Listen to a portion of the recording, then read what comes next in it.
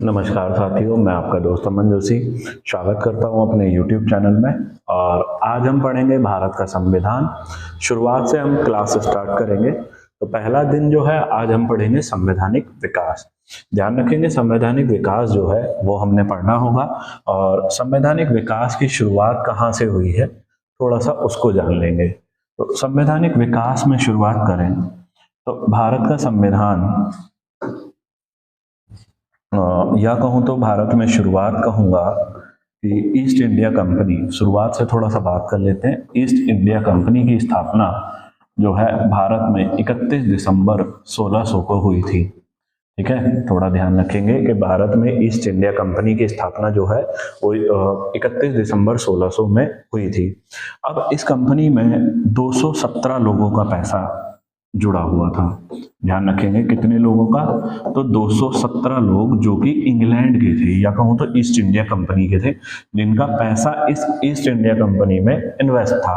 अब कितना पैसा इन्वेस्ट था, तो वो रकम थी 30,133 पाउंड। इसको ध्यान रखिएगा, कितनी पाउंड थी, तो 30,133 पाउंड की रकम थी। 217 लोगों का पैसा इन्वेस्ट था। ठीक है, अब होता क्या है, 31 दिसंबर 1600 को ये भारत आए हैं ईस्ट इंडिया कंपनी के माध्यम से। इनको व्यापार की अनुमति जो है, ईस्ट इंडिया कंपनी को व्यापार की अनुमति शाहजहां अर्थात खुर्रम देगा, जो कि इस समय जो है एक युवराज था। खुर्रम जहांगीर का पुत्र था ये। ठीक है, शाहजहां। तो शाहजहां इनको व्यापार की अनुमति देगा, कोई बड़ी बात नहीं। तो शाहजहां क्या करेगा, इनको व्यापार की अनुमति दे देगा। बंगाल और बिहार उड़ीसा में इनको जो दीवानी प्राप्त करवाएगा ईस्ट इंडिया को, तो वो करवाएगा फर्रुखसियर। उसका भी ध्यान रखिएगा, फर्रुखसियर। ठीक है, फर्रुखसियर ने इनको बंगाल और बिहार की दीवानी दी थी। फर्रुखसियर के बाद की एक प्रश्न आएगा कि 1757 में, अभी तक होता क्या है कि 1600 में ये व्यापार करने आए थे, लेकिन होगा क्या कि 1757 में, या कहूं तो थोड़ा सा और पहले ले लीजिएगा, 1756 में बंगाल में एक काल कोठरी की घटना हुई थी। काल कोठरी, इसमें कुछ अंग्रेजों को जो है बंद कर दिया गया था। और बंद कर दिया गया, एक रात के बंद कर दिया गया था, जिसमें से कुछ लोग ही बच पाए थे। और इस घटना का वर्णन जो है वो जेड हॉलवेल नाम के अंग्रेज ने किया। जेड हॉलवेल ने इस घटना का वर्णन किया है, कालकोठरी घटना का वर्णन किया। और यहां होगा क्या, तो 1757 में रॉबर्ट क्लाइव जो है अपनी सेना लेकर के कलकत्ता अर्थात बंगाल आएगा। बंगाल आएगा तो इस समय होगा प्लासी का युद्ध। और प्लासी के युद्ध में जो अंग्रेजों का सैनिक होगा या अंग्रेजों का नेतृत्व करता होगा वो कौन होगा, रॉबर्ट क्लाइव। अब यहाँ रॉबर्ट क्लाइव जो है इस युद्ध में विजयी रहेगा बंगाल के नवाब से। ठीक है, बंगाल का नवाब हार जाएगा और रॉबर्ट क्लाइव क्या होगा, वो विजयी होगा। रॉबर्ट क्लाइव जीत जाएगा और यहां से क्या होगा, यही युद्ध जो है भारत में परिवर्तन की ओर होगा। अर्थात 1757 का जो युद्ध होगा, प्लासी का युद्ध, यहां से अंग्रेजों की जो व्यापारिक शक्तियां थी वो राजनीतिक शक्तियों में परिवर्तित होंगी। इसको ध्यान रखना है। किस युद्ध के बाद, तो व्यापारिक शक्तियां 1600 में व्यापार करने आए थे केवल अंग्रेज, और अब क्या है, ये राजनीति में पार्टिसिपेट करेंगे। या कहूं तो अब यहां से भारत में, या कहूं तो बंगाल में आपको पहला गवर्नर देखने को मिलेगा, जो कि कौन होगा, रॉबर्ट क्लाइव होगा। ध्यान से समझेंगे, रॉबर्ट क्लाइव आपको 1757 में पहला गवर्नर देखने को मिल जाएगा बंगाल का। ठीक है, 1757 में रॉबर्ट क्लाइव पहला गवर्नर बना। लेकिन अब यहां से जो अधिनियम आएंगे वो देखना होगा। अधिनियम कौन से होंगे, तो भारत में चार्टर आते हैं अब, जिसमें कि बंगाल संवैधानिक विकास को हम इसी तरीके से दो भागों में बांट लेंगे।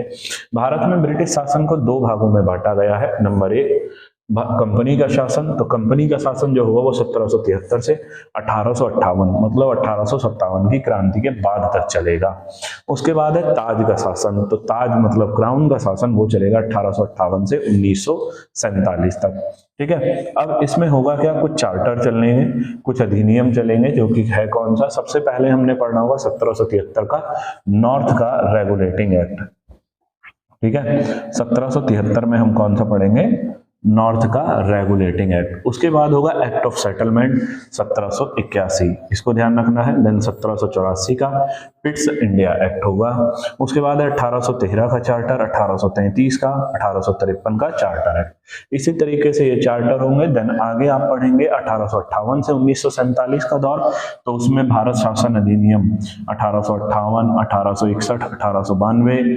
फिर आएगा भारत परिषद अधिनियम, जिसको पार्लियामेंटो एक्ट के नाम से जाता है, 1909, 1919 और 1935, 1947। तो आप अब यहाँ पे भारत का संवैधानिक विकास पढ़ेंगे चार्टर एक्ट के माध्यम से।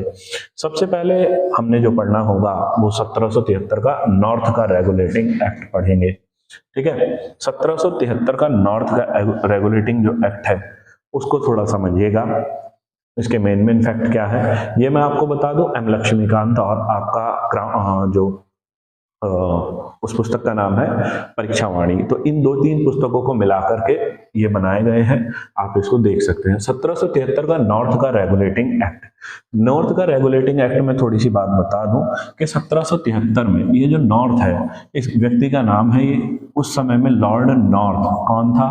ये ब्रिटिश प्रधानमंत्री था तत्कालीन समय में। ठीक है, 1773 में ब्रिटिश का प्रधानमंत्री, ब्रिटेन का प्रधानमंत्री था लॉर्ड नॉर्थ, जिसकी इसने एक गुप्त समिति बनाई थी और उस गुप्त समिति की सिफारिश पर जो एक्ट पारित किया गया था, ध्यान रखें, लॉर्ड नॉर्थ उस समय ब्रिटिश कालीन प्रधानमंत्री था और ब्रिटिश कालीन प्रधानमंत्री लॉर्ड नॉर्थ की गुप्त समिति बनाई गई और इसने गुप्त समिति जो बनाई थी उस गुप्त समिति की रिपोर्ट के आधार पर रेगुलेटिंग एक्ट बनाया गया था। ध्यान रखिएगा, गुप्त समिति ने ये जो है रेगुलेटिंग एक्ट बनाया था, या उस पारित एक्ट को क्या कहेंगे? नॉर्थ का रेगुलेटिंग एक्ट। अब इसके बाद आपने ध्यान रखना होगा पहला पॉइंट। तो पहले पॉइंट पे बात करूं तो भारत में ईस्ट इंडिया कंपनी के कार्यों को नियमित और नियंत्रित करने के दिशा में, ध्यान से समझेंगे, नियमित और नियंत्रित करने की दिशा में ब्रिटिश सरकार द्वारा उठाया गया यह पहला कदम था। कौन सा कदम? 1773 का नॉर्थ का रेगुलेटिंग एक्ट। क्या है? नियमित और नियंत्रित करने के लिए। दूसरा पॉइंट है, इस रेगुलेटिंग एक्ट 1773 के नॉर्थ के रेगुलेटिंग एक्ट के माध्यम से भारत में केंद्रीय प्रशासन की नींव रखी गई थी। केंद्रीय प्रशासन की नींव रखी गई थी, इसका मतलब क्या है कि बंगाल का गवर्नर देखने को मिल जाएगा। तो वो क्या है? भारत में केंद्रीय प्रशासन की नींव का एक उदाहरण है। अगला पॉइंट है, बंगाल के गवर्नर को, ठीक है, बंगाल के गवर्नर को इस 1773 के नॉर्थ के रेगुलेटिंग एक्ट से गवर्नर जनरल पद नाम दिया गया है। ध्यान रखेंगे, गवर्नर जनरल कब बना था? तो 1773 के एक्ट से। और 1757 के बाद बंगाल में पहला गवर्नर कौन था? तो वॉरेन हेस्टिंग्स था। ध्यान रखिएगा, बंगाल का पहला गवर्नर वॉरेन हेस्टिंग्स और बंगाल में पहला गवर्नर जनरल तो कौन होगा? पहला गवर्नर जनरल कौन होगा, इसका ध्यान रखना है। ठीक है, सॉरी मैं उल्टा बोल गया। बंगाल का पहला गवर्नर जनरल था रॉबर्ट क्लाइव, जो भी हमने बताया था, रॉबर्ट क्लाइव, और पहला गवर्नर जनरल था वॉरेन हेस्टिंग्स। ध्यान रखिएगा, बंगाल का पहला गवर्नर रॉबर्ट क्लाइव और पहला governor general Warren Hastings Bengal का।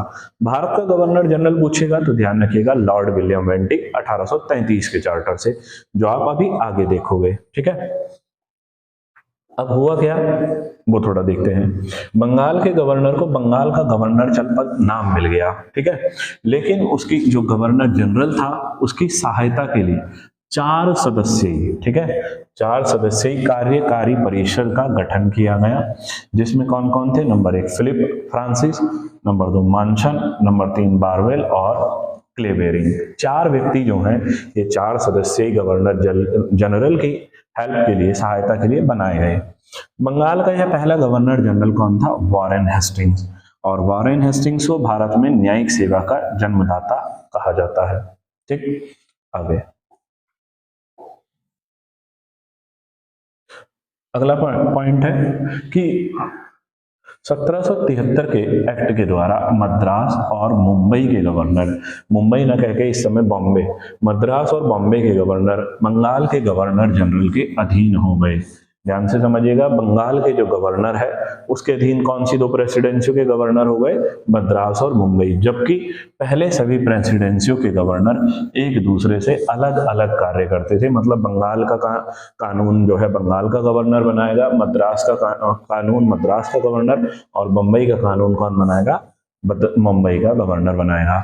बंगाल के गवर्नर जनरल के अधीन हो गए। इसका मतलब क्या है, बात को थोड़ा सा वहां भी समझिएगा कि बंगाल का जो गवर्नर है वो क्या होगा, खुद से पहले तो बंगाल, मद्रास और बंबई तीनों के लिए कानून बनाएगा। इसका मतलब जो भी बंगाल का गवर्नर जनरल जो होगा वो कानून जो बनाएगा उसको यहाँ पे भी फॉलो करना पड़ेगा, यहाँ पे भी और यहाँ पे भी मानना पड़ेगा। ठीक है, और यही व्यवस्था क्या है, भारत में केंद्रीय प्रशासन की नींव रखी गई। ये पॉइंट अभी आपने पढ़ा ऊपर। केंद्रीय प्रशासन की नींव जो है वो इसी 1773 के चार्टर एक्ट के माध्यम से रखी गई थी।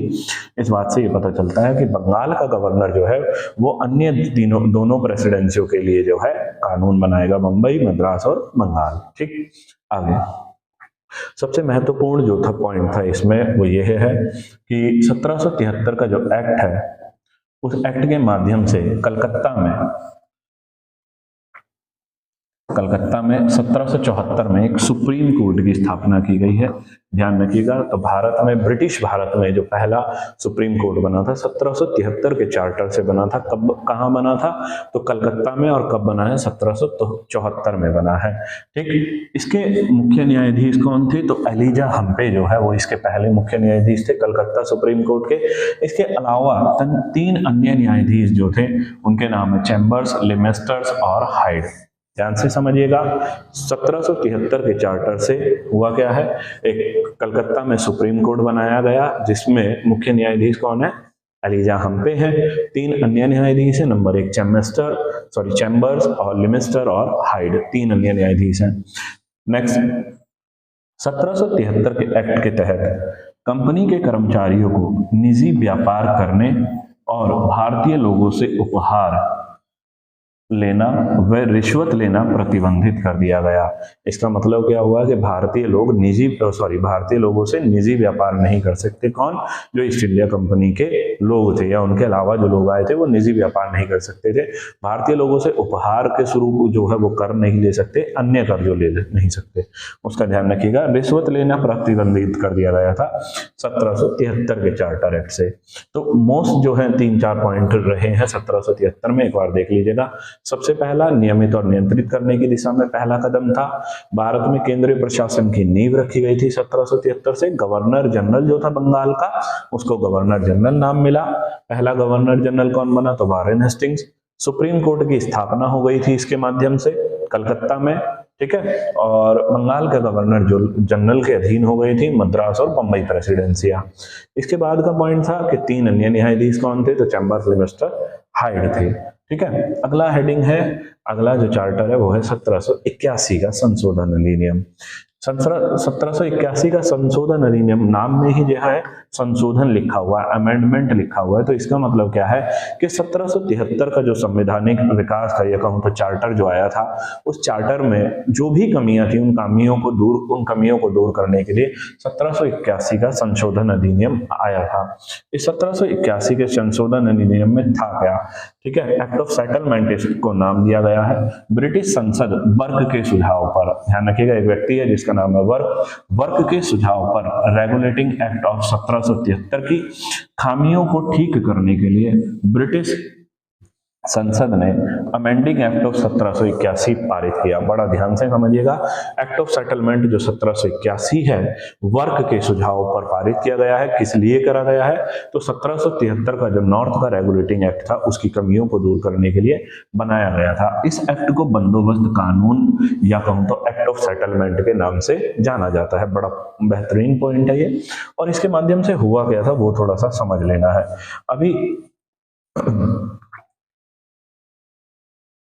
अभी पिछले चार्टर में, पिछले जो अधिनियम था उसमें हमने क्या पढ़ा था कि 1773 के चार्टर से 1774 में कलकत्ता में एक सुप्रीम कोर्ट की स्थापना हो गई। इतनी बात समझ में आई थी।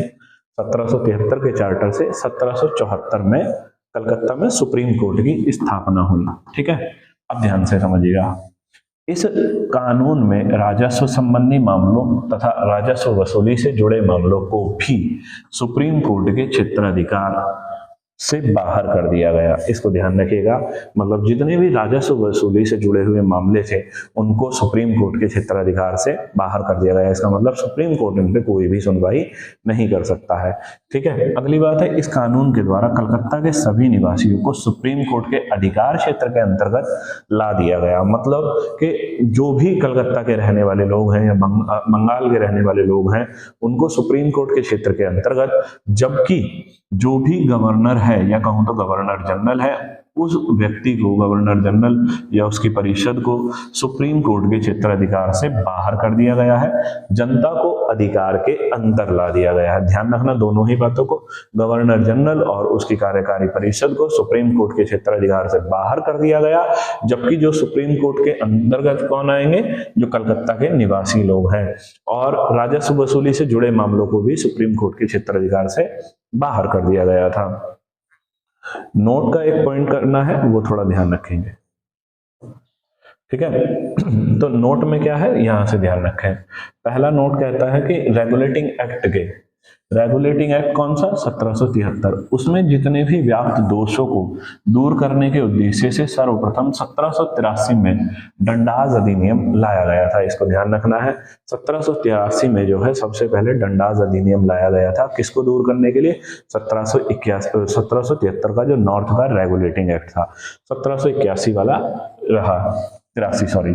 फॉर्ब्स का भारतीय विधेयक नवंबर में लाया गया, और किंतु उपरोक्त दोनों ही विधेयक जो है वो विधेयक जो है पारित नहीं हो सके थे। तो उसके लिए हुआ क्या, फॉर्ब्स द्वारा प्रस्तुत विधेयक के हाउस ऑफ लॉर्ड में, राज्यसभा में पारित न होने के कारण लॉर्ड नॉर्थ और फॉर्ब्स की गठबंधन की सरकार को त्यागपत्र देना पड़ा था। ध्यान रखिएगा, ये ऐसा पहला मामला था, यह पहला या आखिरी उदाहरण है जिसमें किसी भारतीय विषय पर एक अंग्रेजी सरकार का पतन हुआ था। ठीक है, हुआ क्या है थोड़ा सा उसको समझते हैं। 1773 का जो रेगुलेटिंग एक्ट था उसमें जो भी दोष हुए उनको दोषों को दूर करने के लिए सबसे पहला जो उसको दूर करने के लिए सबसे पहला जो अधिनियम लाने की कोशिश की गई थी, 1783 में दंडाज अधिनियम लाने की कोशिश की गई थी, परंतु वो जो है सभा में पारित ना हो सका। उसके बाद एक फॉर्ब्स का भारतीय विधेयक लाया गया, ना ही ये पारित हो सका। इसकी वजह से हुआ क्या कि फॉर्ब्स द्वारा प्रस्तुत विधेयक के हाउस ऑफ लॉर्ड, राज्यसभा, वहां का उच्च सदन, वहां जो है इंग्लैंड में पारित न हो सका। ना होने के कारण लॉर्ड नॉर्थ और फॉर्ब्स की गठबंधन की सरकार जो है वो गिर गई, या कहूं तो त्यागपत्र देना पड़ गया। और ये ऐसा मामला, पहला ऐसा